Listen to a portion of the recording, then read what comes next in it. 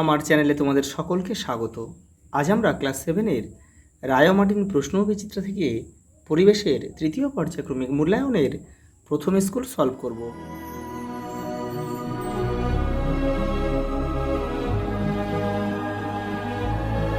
দেখো, যারা আগের সেটটা দেখোনি তারা চ্যানেলের প্লেলিস্টে যাবে, ওখানে কিন্তু দেওয়া রয়েছে। দেখো, প্রথম প্রশ্ন, মানুষের দেহে সোডিয়াম মৌলের ওজন আনুপাতিক শতাংশ কত? 0.15%। পরটা দেখো, আলোর বিক্ষিপ্ত প্রতিফলন ঘটার শর্ত কি? যে প্রতিফলক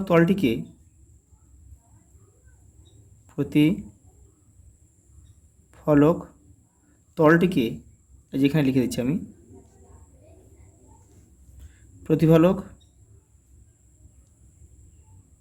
তলটিকে অমসৃণ হতে হবে বা অসমান হতে হবে।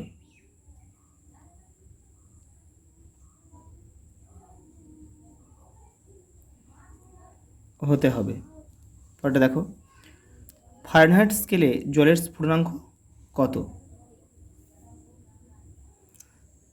212 ডিগ্রি ফারেনহাইট। পরটা দেখো, মন্দনের এসআই একক কি? Metre per second square. তেঁতুল ফলে কি অ্যাসিড থাকে?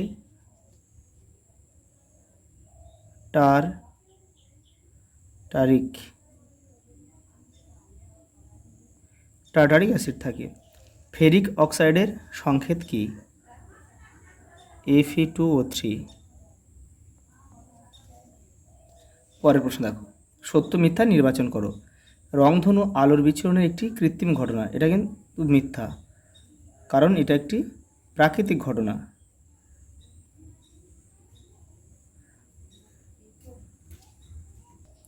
পরেরটা দেখো, ক্যাটায়ন ও অ্যানায়ন যুক্ত হয়ে যৌগ গঠন করলে আধান শূন্য হয়।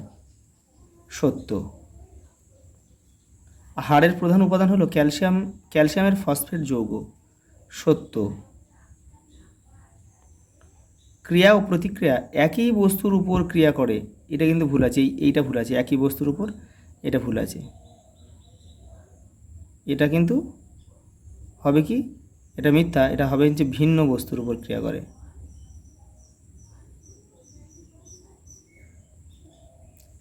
তাপ মাপক যন্ত্রটি হচ্ছে ক্যালোরিমিটার। সত্য।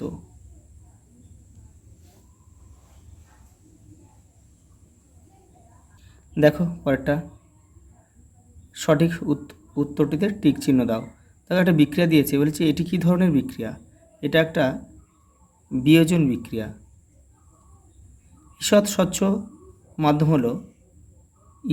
মাধ্যম এখানে হবে ঘষা কাঁচ। প্রদত্ত কোন উপাদান শরীরে বৃদ্ধি পেলে রক্তচাপ বৃদ্ধি পায়? NaCl, sodium chloride. বস্তুতে ত্বরণ সৃষ্টির জন্য প্রয়োজন কি? ত্বরণ সৃষ্টির জন্য প্রয়োজন হচ্ছে বল। পরেরটা দেখো, কোনটি প্রোটিন জাতীয় পলিমার নয়?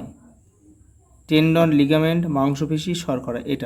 এই শর্করাটা হচ্ছে প্রোটিন জাতীয় পলিমার নয়। পরের প্রশ্ন দেখো, হাতে ইথার ঢাললে ঠান্ডা অনুভূত হয় কেন? তোমাদের বইয়ের দেখো 13 নম্বর পেজে উত্তরটা রয়েছে।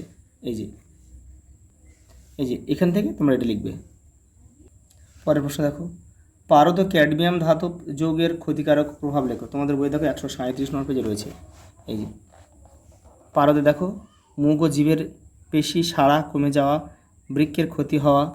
আর ক্যাডমিয়ামে দেখো, হাড়ের জোড়ে ব্যথা, মেরুদণ্ডের হাড় বেঁকে যাওয়া। এছাড়া দেখো, পারদের দূষণের ফলে কিন্তু মিনামাটা রোগ হয়, আর ক্যাডমিয়াম দূষণের ফলে কিন্তু ইটাইটায় বা ইতাইতায় রোগ হয়। দেখো পরের প্রশ্ন, W=F×D বলতে কি বোঝায়? এসআইতে বলের একক কি? দেখে নাও।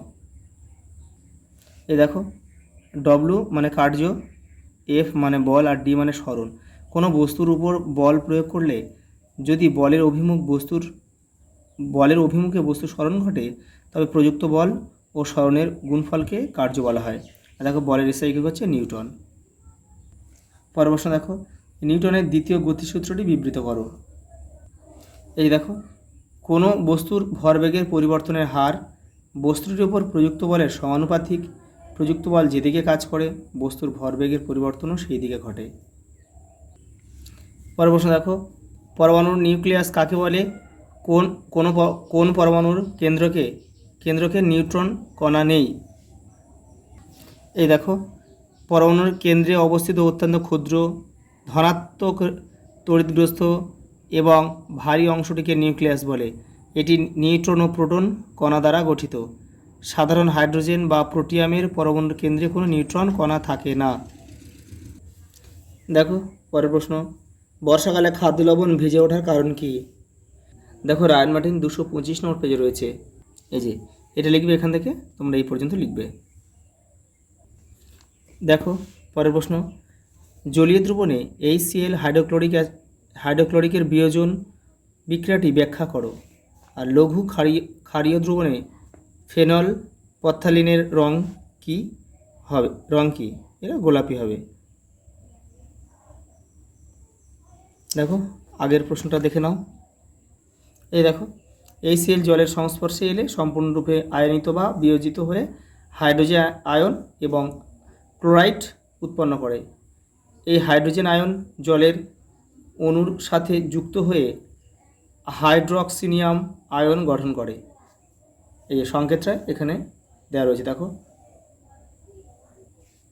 পরে দেখো, সমতা বিধান করো বা ব্যালেন্স। দেখো একটা দুটো দিয়েছে, দেখে নাও। দেখো প্রথম যে সমতা বিধানটা দিয়েছে দেখে নাও। দেখো এখানে শুধু দেখো একটা, এখানে শুধু 2 খাওয়ালে কিন্তু সবগুলো মিলে যাচ্ছে। দেখো দেখো পরেরটা দেখে নাও, পরের সমতা বিধানটা এখানে শুধু 3, এখানে একটা 4 দিতে হবে এই যে এখানটায়, আর এখানে একটা 4 খাওয়ালে কিন্তু সব মিলে যাবে। পরের প্রশ্ন দেখো, এক্স রশ্মি ও অতিবেগুনি রশ্মির একটি করে ক্ষতিকারক প্রভাব লেখো। এই দেখো এক্স রশ্মির ক্ষতিকারক প্রভাব, এটি জীবন্ত কোষের DNA নষ্ট করতে পারে। অতিরিক্ত এক্স রশ্মির প্রভাবে ত্বকে ক্যান্সার হতে পারে। আর অতি বেগুনি রশ্মির ক্ষতিকারক প্রভাব দেখো, এটি ত্বকে ক্যান্সার সৃষ্টি করে এবং চোখের কর্নিয়া ক্ষতি করে। পরটা দেখো, সেলসিয়াস স্কেলের প্রাথমিক অন্তর কত? 100। 104 ডিগ্রি F বা ফারেনহাইট তাপমাত্রাকে সেলসিয়াস স্কেলে প্রকাশ করো। দেখে নাও। এই দেখো আমরা জানি কি C/5 = M-32/9। এটাকে এবার এখানে আমাদের এফের মানটা কিন্তু দেওয়া রয়েছে। এফের মানটা দেওয়া রয়েছে কত? 104। এই 104 বসালে আমাদের সিটা বার করতে হবে। এবার কোনাকুনি গুণ করতে হবে। এটা বিয়োগ করলে হয় কত? 72। আর এখানে নিচে 9 রয়েছে, এটা কাটাকুটি করে দিলে দেখো 8 72। এবার উপরে 8 আর নিচে 1। এবার কোনাকুনি গুণ করো, সি আর 1 গুণ করলে সি হয়। আর এদিকে দেখো 5 আর 8 গুণ করলে 5 × 40, 40 ডিগ্রি সি হচ্ছে আমাদের উত্তর। পরের প্রশ্ন দেখো, আলোকরশ্মি ঘন মাধ্যম থেকে লঘু মাধ্যমে প্রবেশ করলে কীরূপ পরিবর্তন হয়? চিত্র এঁকে বুঝিয়ে দাও। তোমাদের বইয়ে দেখো 31 পেজে রয়েছে এটা। এই দেখো এটা যে ঘন মাধ্যম, এটা হচ্ছে লঘু মাধ্যম। এই যে আপাতিত রশ্মি আসছে দেখো, আর প্রতিসৃত রশ্মিটা দেখো অঙ্কিত অবিলম্ব থেকে দূরে সরে যাচ্ছে। এটাই তোমরা সুন্দর করে আঁকবে পুরোটাই। পরের প্রশ্ন দেখো, সিনেমার পর্দা সাদা ও অমসৃণ হয় কেন? তোমাদের দেখো রায়ান মার্টিনের 46 নম্বর পেজে রয়েছে। এই দেখো এখান থেকে তোমরা এটা লিখবে পুরোটা। এই যে প্রশ্নটা এখানে রয়েছে দেখো, সিনেমার পর্দা অমসৃণ সাদা করা হয় কেন? এখান থেকে এটা। পরের প্রশ্ন দেখো, জৈব ভঙ্গুর পলিমার ও জৈব অভঙ্গুর পলিমার বলতে কী বোঝো? উদাহরণ দাও। দেহ তরল কখন আম্লিক হয় ও কেন? দেখে নাও। প্রথমে দেখো জৈব ভঙ্গুর পলিমার রয়েছে, যে সমস্ত পলিমার প্রকৃতিতে বিভিন্ন অণুজীবের যেমন ব্যাকটেরিয়া, ছত্রাক ইত্যাদি ক্রিয়ায় সহজে ভেঙে বা পচে মাটির সাথে মিশে যায়, তাদের জৈব ভঙ্গুর পলিমার বলে। যেমন দেখো সেলুলোজ, শ্বেতসার, প্রোটিন।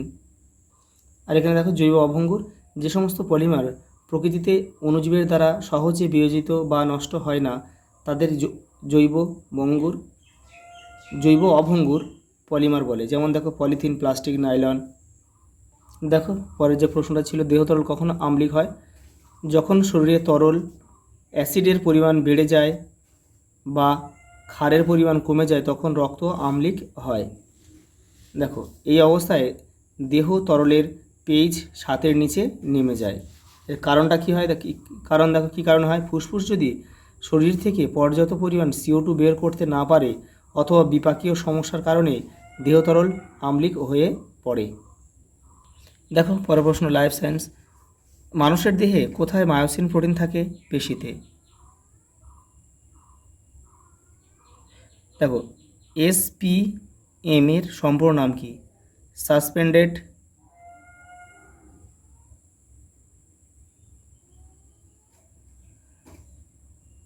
পার্টিকুলেট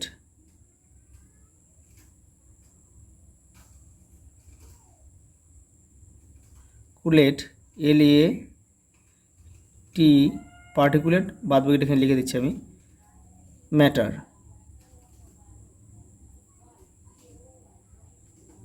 বা ভাসমান কণা।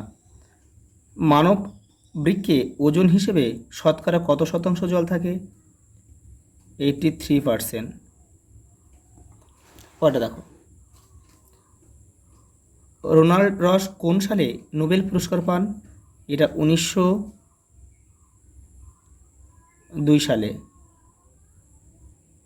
পরেটা দেখো, সাইবেরিয়ান বাঘের অস্তিত্ব সংকটের অন্যতম কারণ কি? বাসস্থান ধ্বংস।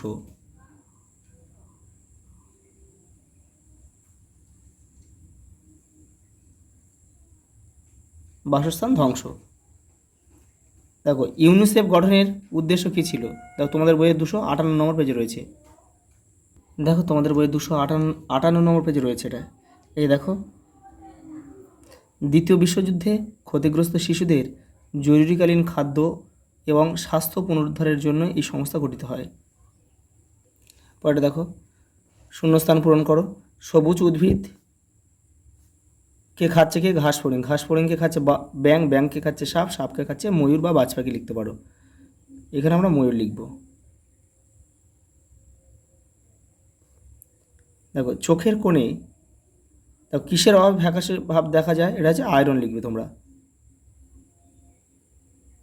আয়রন, এটা খনিজ মৌল। এখানে খনিজ মৌল লিখলেও হবে, কিন্তু সেই খনিজ মৌলটার নামটা লিখে দিলে বেশি ভালো হয়, সেই জন্য আমরা আয়রন লিখব। এটা কিন্তু এক ধরনের খনিজ মৌল। খনিজ মৌল। দেখো হিমালয় এশিয়ার কটি বড় বড় নদীকে পুষ্ট করে? 9টি। ধাতুর বাষ্প ব্যবহার করা হয় কি তৈরি করতে?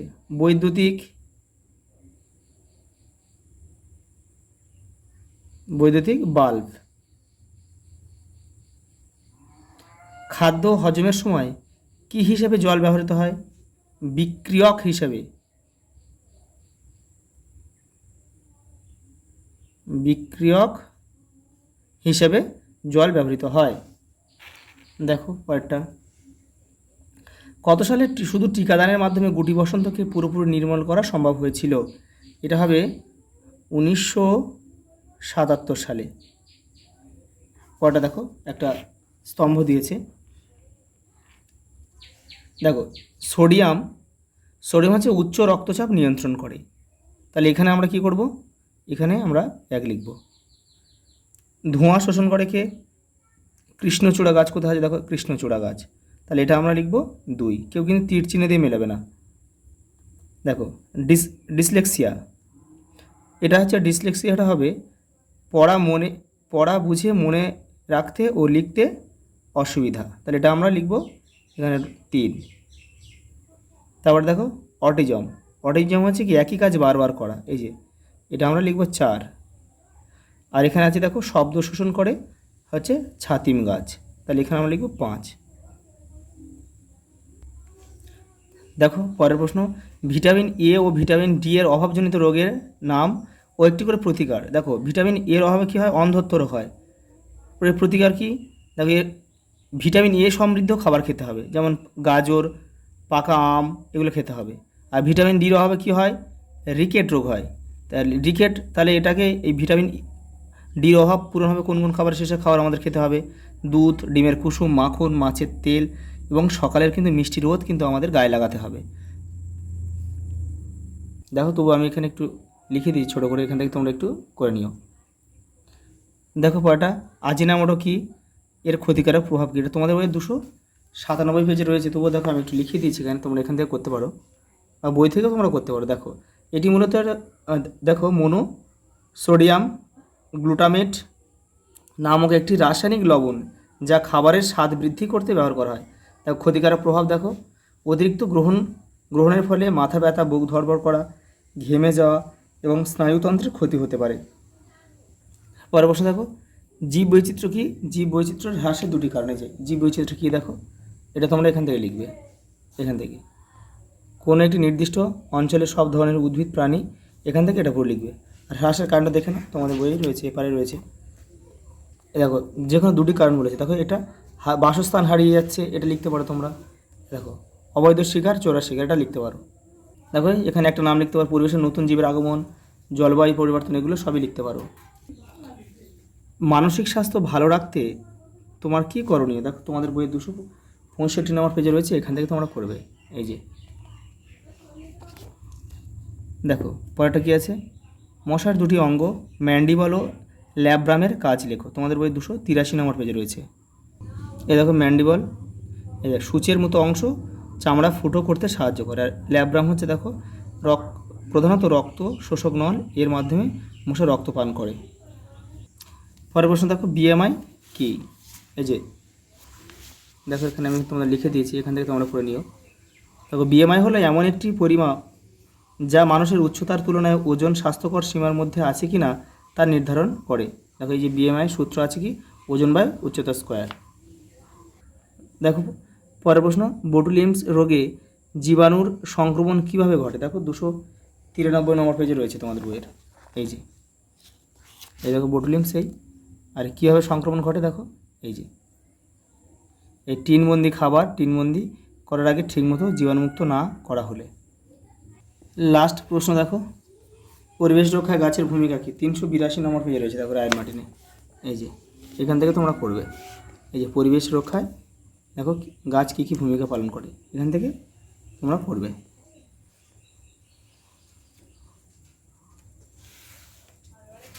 আজ এই পর্যন্ত, দেখা হবে পরের ভিডিওতে।